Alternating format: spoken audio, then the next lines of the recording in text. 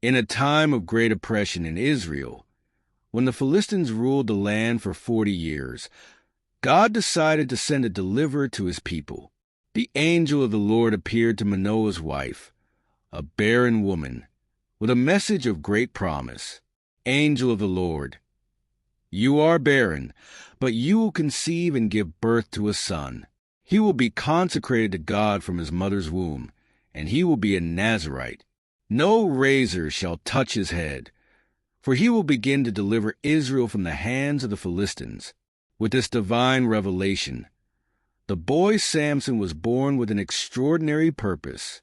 From his infancy, his parents followed the angel's instructions, not to cut Samson's hair and to raise him under the Nazirite vow, which included abstaining from wine, touching unclean things, and, most importantly, never cutting his hair.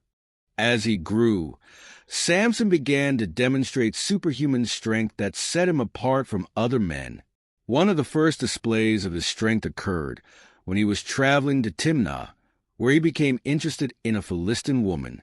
On the way, a fierce lion attacked him, but with unmatched power, Samson tore the lion apart with his bare hands, as if it were a young goat without any weapons. This was only the beginning of his remarkable feats.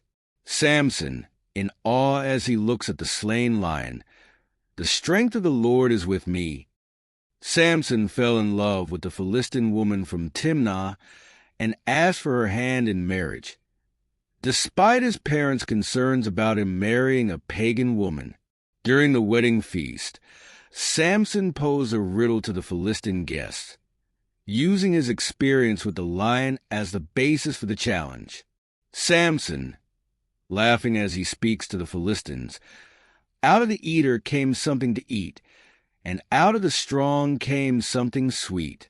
The Philistines were perplexed by the riddle and, unable to solve it, pressured Samson's wife to coax the answer from him.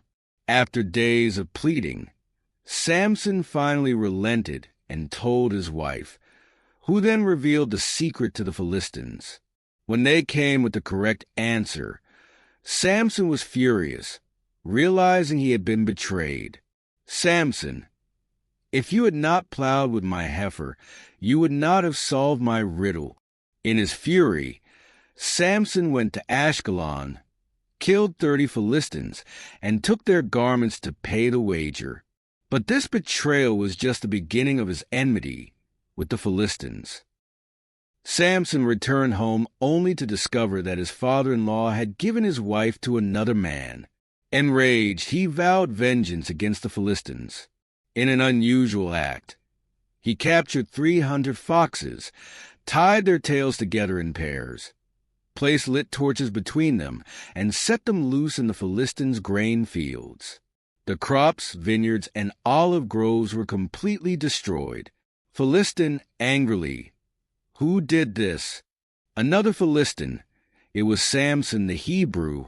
The Philistines, determined to retaliate, attacked Samson's father-in-law's house, burning his wife and father-in-law to death.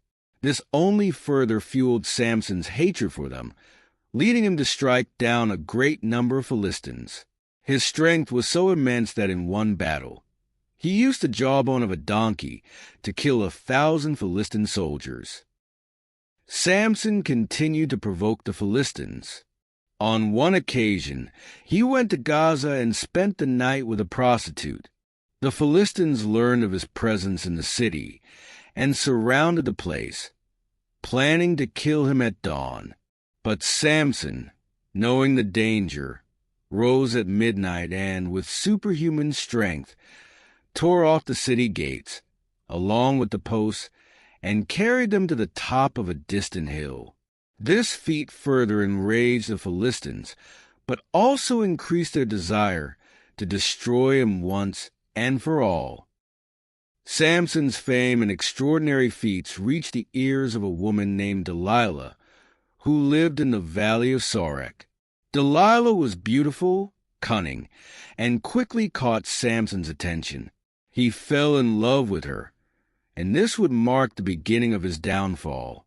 The Philistine leader saw an opportunity in Delilah and bribed her with a large sum of silver to discover the secret of Samson's strength. Philistine leader, whispering to Delilah, seduce him and discover the secret of his strength. Then we will subdue him. Delilah accepted the offer and began to question Samson. At first, Samson played with Delilah.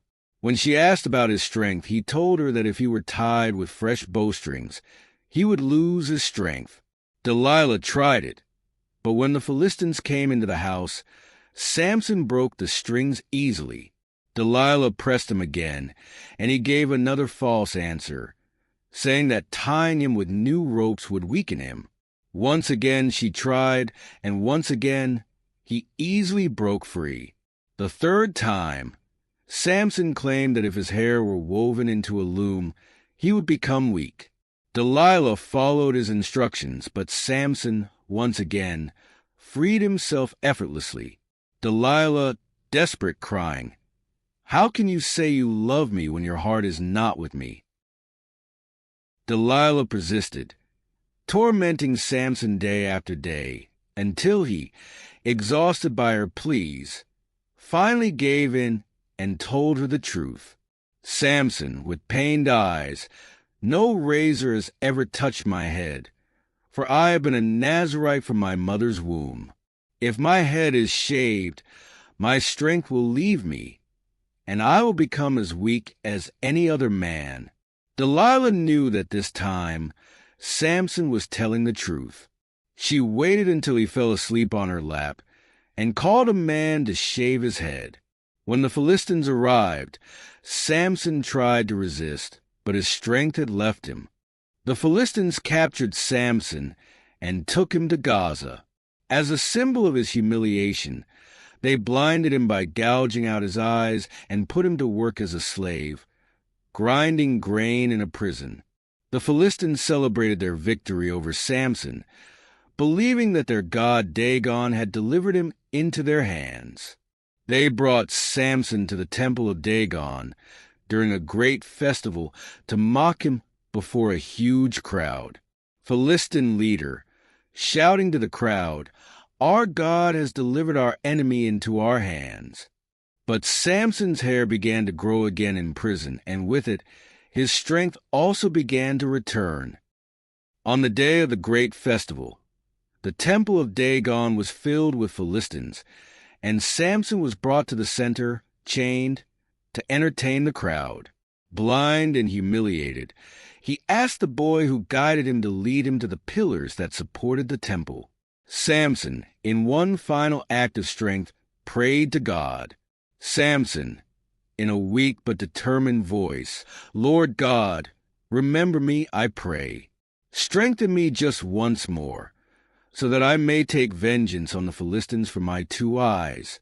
With renewed strength, Samson pushed against the pillars with all his might, bringing the temple down on himself and the Philistines, killing more people in his death than he had during his entire life. Thus, Samson, the deliverer of Israel, died among his enemies, but left a legacy of unmatched strength and a story of redemption and sacrifice